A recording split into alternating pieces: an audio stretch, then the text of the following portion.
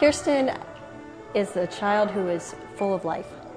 Inquisitive, social, just fun-loving, and she brings a smile to so many people's faces and to us each and every day. I'm gonna go behind the crowd.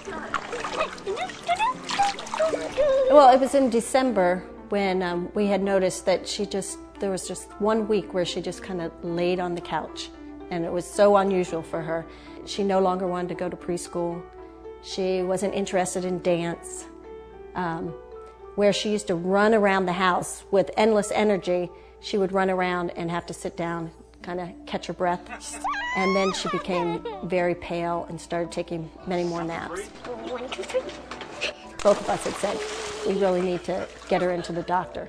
And thank goodness to our pediatrician we went in, I explained all the symptoms. I said, I've been watching this for 2 months.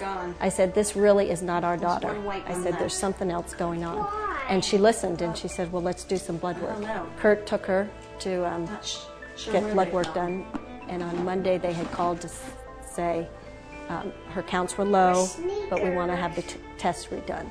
So she had asked us to go to Morristown Memorial Emergency Room and have the blood work done again for a second opinion. We went just thinking we were going to go for the blood work and come home, and after doing the blood work again is when they discovered that she had leukemia.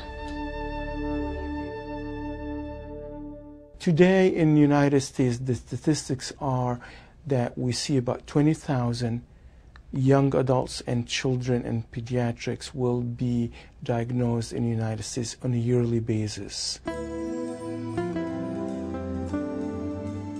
Usually the most common type of cancer that we see is acute lymphocytic leukemia. Half of them, or more than half, will present of common symptoms and signs that can mimic viral infection, can mimic a lot of other things. For example, their fatigue, their endurance is less. Parents will say that the kid is not able to go upstairs as he used to run around the house. And the first thing we always tell the family, whatever is causing it, we'll be able to take care of it. Kirsten had what we call the common childhood acute lymphoblastic leukemia. It's common between 3 and 5 years of age, and this is the commonest type of cancer we see in children below 15 years of age, and is the most curable. So Kirsten, the first couple of days we started the chemotherapy. Some of it is given orally, some of it is a muscle shot, and the other was given intravenously. Kirsten was home in about 3 days because we try to do most of our treatment as an outpatient. The more we keep the family intact and the kids sleeping at home, the better it is for the family. The first month is definitely the hardest.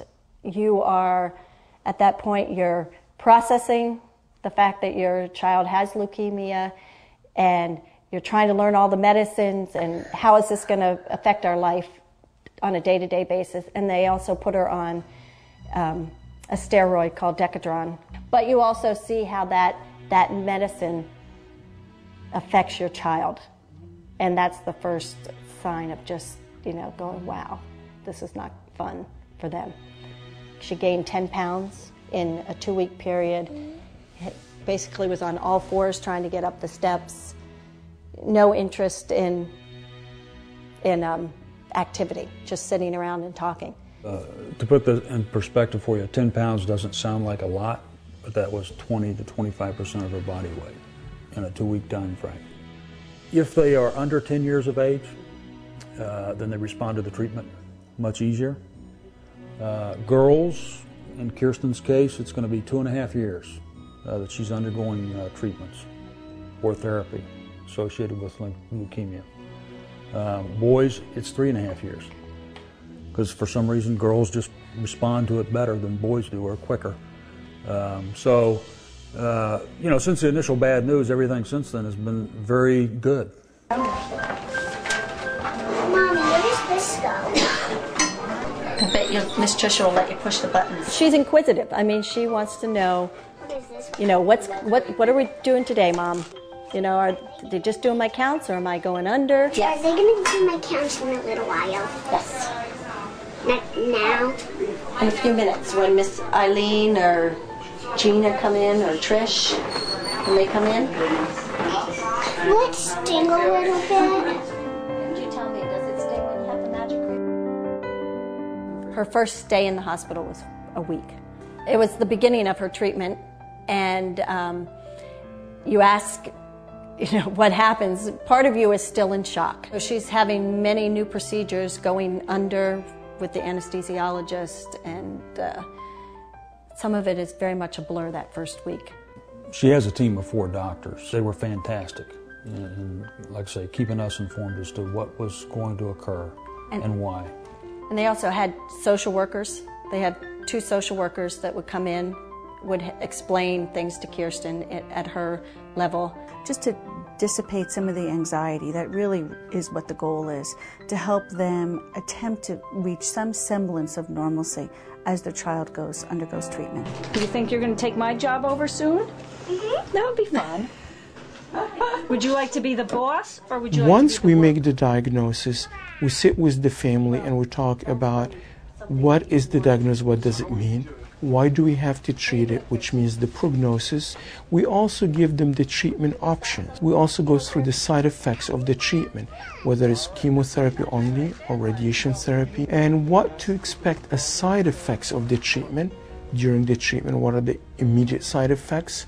What are the late side effects can happen even 5 years, 10 years, or 20 years to expect as they grow in their adulthood.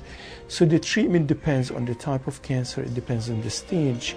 Most solid tumors is finished within 6 months to a year. In leukemia, it depends on the type of leukemia. Usually it runs between 2.5 years or 3 years.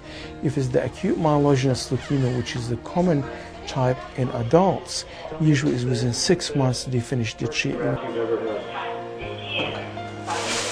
We have a very special friends out in Kansas. She's done something very wonderful for the family.